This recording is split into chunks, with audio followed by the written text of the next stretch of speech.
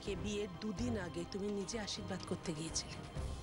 তখন ওর মুখ দেখে বুঝতে যে বিয়ের দিন রাত্রিরে সবকিছু ফেলে রেখে ও মুম্বাই পালিয়ে যাবে। কিরে কোমল, তুই কিছু বলবি না? বাবা, আমি আর কি বলবো বলুন? আমি তো ওকে বারণ করলাম, কিন্তু ওই আমার কোনো কথা শুনছে না। বাবা মা চলে যাচ্ছে। আসি রে কোমল। চলো দিদি, আমি তোমাকে এগিয়ে দিয়ে আসি। দাঁড়াও।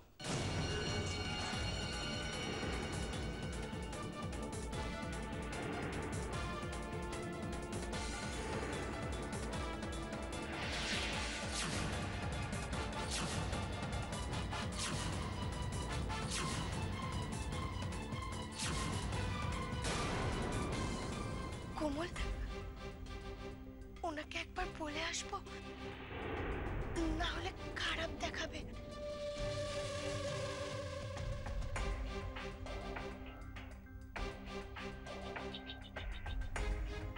কি বলবে তুমি আমায়? যে তুমি এই বাড়ি ছেড়ে চলে যাচ্ছ?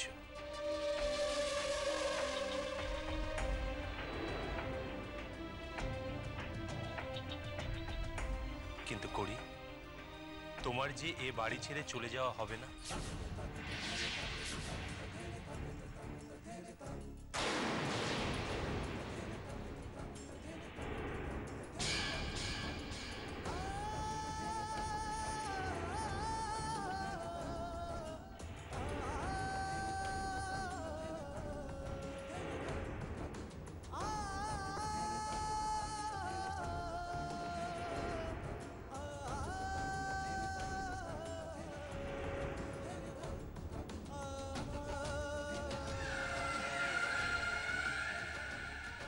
না না মল্লার বাবু, আপনি আমাকে আটকাবেন না, আমাকে যেতে দিন।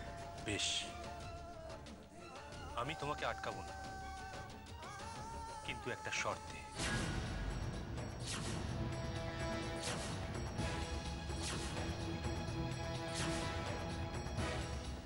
শর্ত?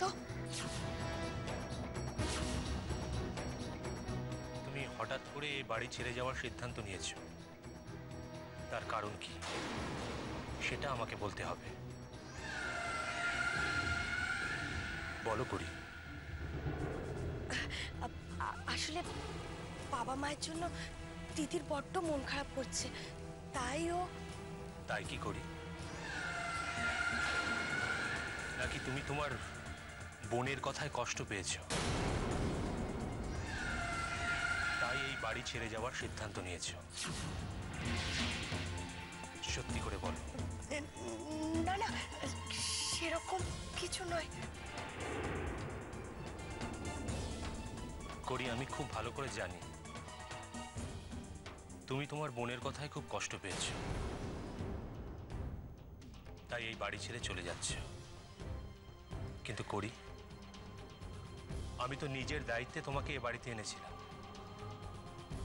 আর তুমি কিনা সেই আমাকেই না জানিয়ে চলে যাচ্ছ, তাও এমনি এমনি।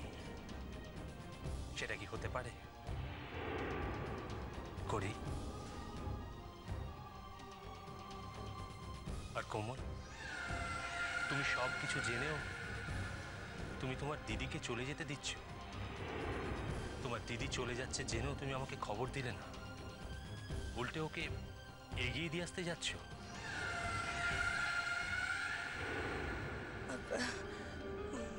না মানে ডাক্তারবাবু দিদিকে যে কারণে এখানে থাকতে বলেছিলেন, নাকি ওর এখানে থাকলে অনেক কিছু মনেও পড়ে যেতে পারে, সেরকম তো কোনো ঘটনাই ঘটেনি। আর কি বলুন তো, সেরকম কোনো ঘটনা ঘটার সম্ভাবনাও নেই। তাই আমার মনে হলো ও যদি বাড়ি ফিরে যায়, ওখানে থেকেও তো ওর অনেক কিছু মনে পড়তে পারে। তাই ওকে মল্লার, ওকে যেতে দে বরং। পিসি, তুমি বলো তো, করি যে আজ বাড়ি ছেড়ে চলে যাচ্ছে, তাতে তোমার ভালো লাগছে? সত্যি করে বলো, তুমি মেনে নিতে পারছো এসব?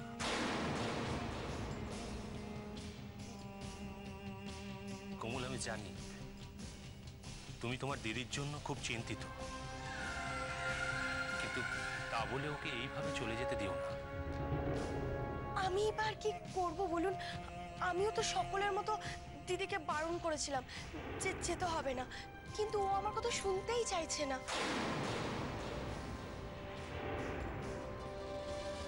হ্যাঁ মল্লার, তুই তো জানিস কুড়ি কত জেদি।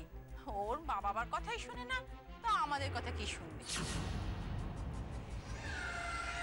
করি কারোর কথা শুনুক বা না শুনুক, ও কোমলের কথা শুনবেই। কোমল, তুমি তোমার দিদিকে ওভাবে তখন ছিচি বলে ভালো কাজ করনি, তাতে ও খুব কষ্ট পেয়েছে, তাই ও বাড়ি ছেড়ে চলে যাওয়ার সিদ্ধান্ত নিয়েছে। আচ্ছা কোমল, করি তো আমাদের অতিথি, আর আমাদের অতিথি মানে তো তোমারও অতিথি,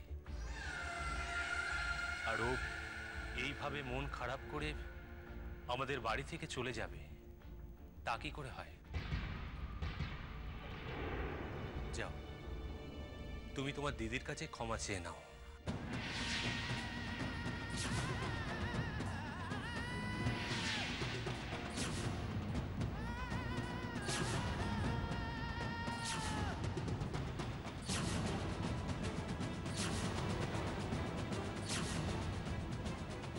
কোমল, আমি তোমাকে রিকোয়েস্ট করছি, ক্ষমা চেয়ে নাও করির কাছে।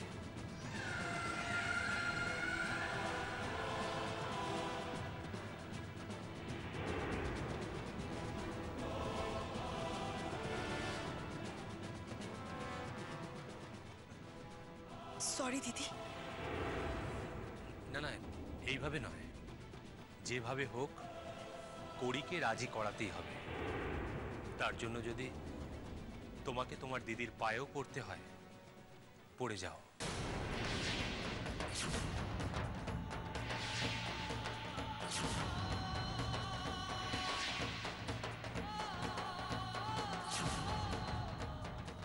কিন্তু ওকে যেতে দিও না।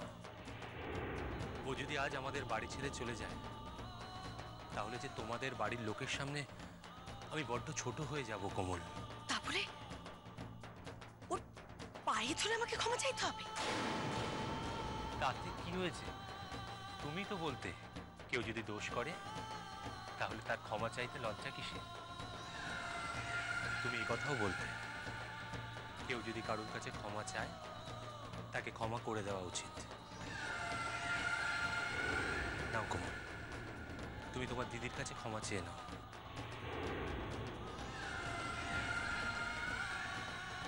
তোমার দিদির কাছে তুমি ক্ষমা চাও, দেখবে করি ক্ষমা করে দেবে। তার জন্য তো পায়ে ধরে ক্ষমা চাওয়ার কিছু নেই, আমি এমনি ক্ষমা চেয়ে নিচ্ছি। কোমল, বড়দের পায়ে ধরলে ক্ষতি কিসের? বড় বড় কোথায়? আমরা তো যমজ। কিন্তু তুমি ছোটবেলা থেকে তো করিকে দিদি বলেই ডেকে এসেছো, তাই না? তোমরা যমজ হলেও তুমি ওর থেকে ছোট।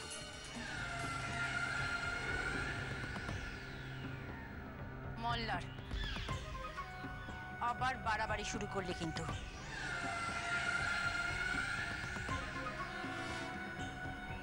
এই সুযোগ দেখি তো একটা পরীক্ষা করে।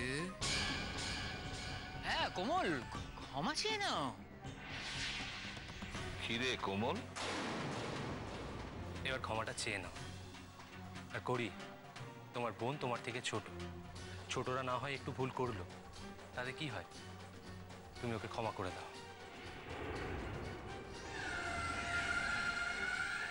আর করি, এ বাড়ির প্রত্যেকে চায় তুমি যেন এই বাড়ি ছেড়ে না যাও।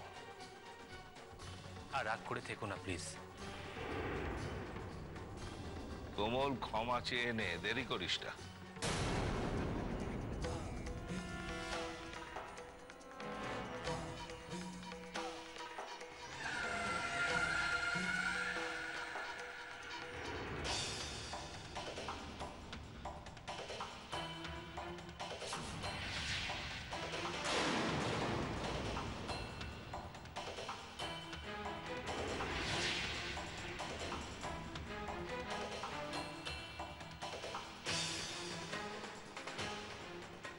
আমাকে ক্ষমা করে দাও দিদি।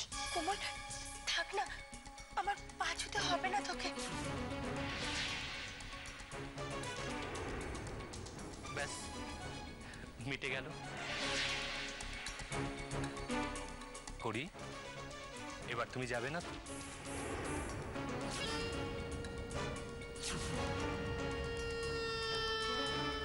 আমাকে তুই পা ধরালি কোমল, ছোট হয়ে। এর দাম তো তোকে দিতেই হবে। এর শোধ আমি তুলবই, দেখে নিস।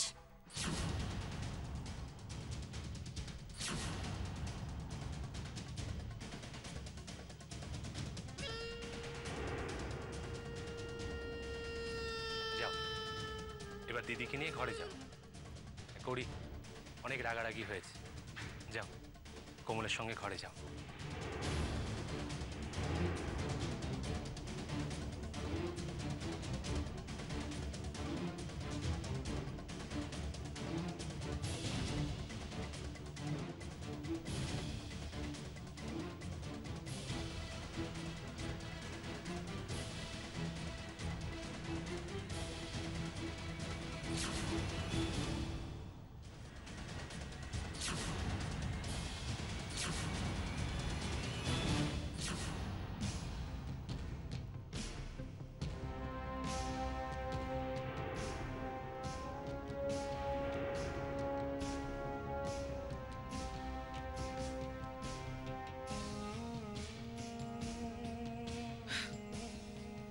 আমি চলে যাব ভেবেছিলাম,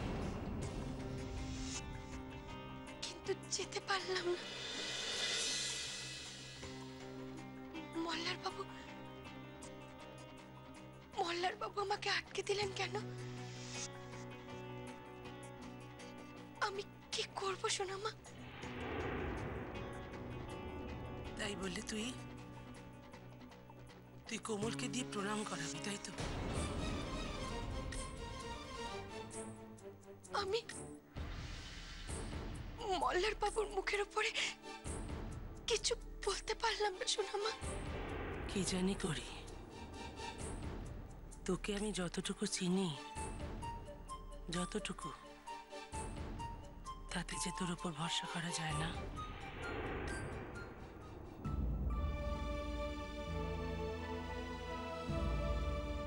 সোনামা, কোমল আমাকে প্রণাম করেছে বলে তুমি আমার উপরে রাগ করেছো, তাই না? না না করি, আমার কোমল তোকে প্রণাম করেছে,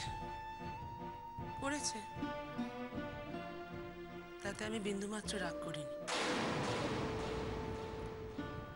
কিন্তু তুই যেভাবে করি, তোর কোমলকে দিয়ে প্রণাম করানোটাই আমি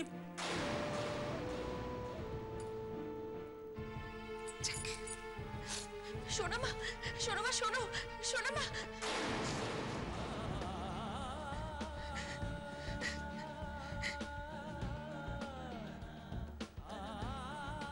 আমি কি করব সোনামা? আমি তোকে বলিনি প্রণাম করতে। মল্লার বাবু ওকে বললেন, আর কোমলও আমাকে প্রণাম করে ফেলল। আমি আমি আমি আমি চলে যাব, আমি এখান থেকে চলে যাব আমি।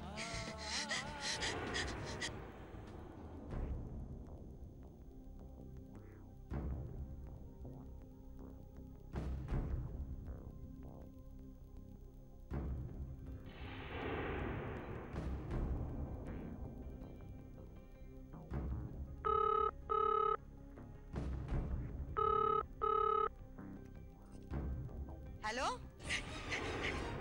হ্যালো মা। কোমল, আরে কাঁদছিস কেন? না মা, আমি কোমল নই, আমি করি বলছি। করি? তুই বা কাঁদছিস কেন? কি হয়েছে রে? মা, আমি আজ না না মাকে বলতে পারবো না যে কি হয়েছে। মাকে বলতে পারবো না যে। কি রে, কিছু বলছিস না কেন? বাড়ির জন্য মন কেমন করছে? হ্যাঁ মা। ঠিক আছে, ওদের বলে তুই চলে আয়। মা, আমি তো যাব বলেই ভাবছিলাম, কিন্তু মল্লার বাবু উনি আমাকে যেতে দিলেন না। উনি বললেন উনি যখন দায়িত্ব নিয়ে এই বাড়িতে নিয়ে এসেছেন, উনি আমাকে দায়িত্ব নিয়ে পৌঁছে দেবেন। তাহলে কাঁদছিস কেন রে বোকা? মা, আমার কোমলের জন্য যে খুব কষ্ট হচ্ছে। কষ্ট মানে? কি হয়েছে রে? মা, জানো তো আজ কোমল আমাকে কি না কি একটা বলল, আর তার জন্য মল্লার বাবু কোমলকে দিয়ে আমার কাছে ক্ষমা চাইছে। তুই কি এইটা নিয়ে নালিশ করবি বলে ফোন করেছিস? না না মা, আমি নালিশ করছি না, কিন্তু কোমল আমার পা ধরে ক্ষমা চেয়েছে। মা, আমার খুব খারাপ লেগেছে। মা, ও আর আমি তো যমজ বোন, তাই না? ও কি কথা? এতে খারাপ লাগার কি আছে? আমি আমি তা জানি না মা, কিন্তু কোমল যখন আমার পাটা ধরল, আমার খুব কষ্ট হচ্ছিল। বারবার মনে হচ্ছিল ছি ছি, ও আমার পা ধরছে কেন? তোর আগের কথা কিছু মনে নেই বলে তাই তুই এমন বলছিস। একটা সময় ছিল যখন ওকে দিয়ে প্রণাম করানোর জন্য তুই সারা বাড়ি দৌড়ে বেড়াতিস। কি নববর্ষে, বিজয়া দশমীর দিন বলতিস যে আমি বড়, আমাকে কেন প্রণাম করবে না? আমি আমি জোর করে প্রণাম করাতাম। হ্যাঁ রে, সে কি বায়না করতিস। কোমল বলতো আচ্ছা ঠিক আছে, আমি তোকে প্রণাম করলে তুই চুপ করবি তো। তারপর থেকেই ওর অভ্যেস হয়ে গিয়েছিল তোকে প্রণাম করার। তাই মা? এ নিয়ে আর মন খারাপ করিস না। ও কিন্তু তোকে সত্যি সত্যি দিদি বলে ভাবে রে, তোকে বড় ভাবে। এ নিয়ে মনে কষ্ট পাস না। আমি বলছি তোকে, তোকে প্রণাম করে ও একটুও কষ্ট পায়নি, তুইও কষ্ট পাস না। একটা সময় ছিল যখন ওকে দিয়ে প্রণাম করানোর জন্য তুই সারা বাড়ি দৌড়ে বেড়াতিস। কি নববর্ষে, বিজয়া দশমীর দিন বলতিস যে আমি বড়, আমাকে কেন প্রণাম করবে না। সে কি বায়না করতিস। শেষে কোমল বলতো আচ্ছা ঠিক আছে, আমি তোকে প্রণাম করলে তুই চুপ করবি তো। তারপর থেকে ওর অভ্যেস হয়ে গিয়েছিল তোকে প্রণাম করার।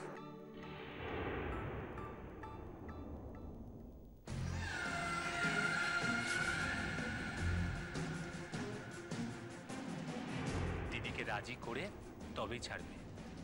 তার জন্য যদি তোমার দিদির পায়ে পড়তে হয় তাই পড়ে যাও।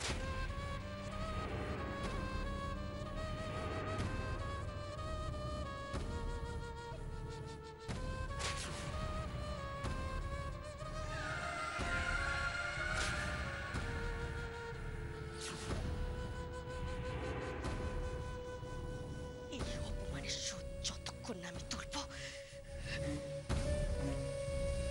ততক্ষণ আমার কোনো শান্তি নেই কোমল, কোনো শান্তি নেই।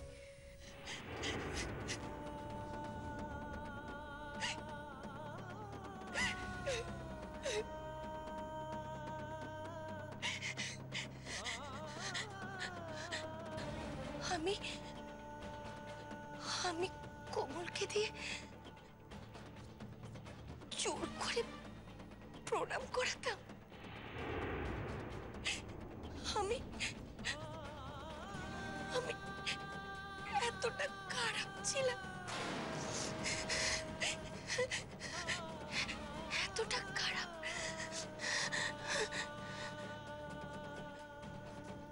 আচ্ছা,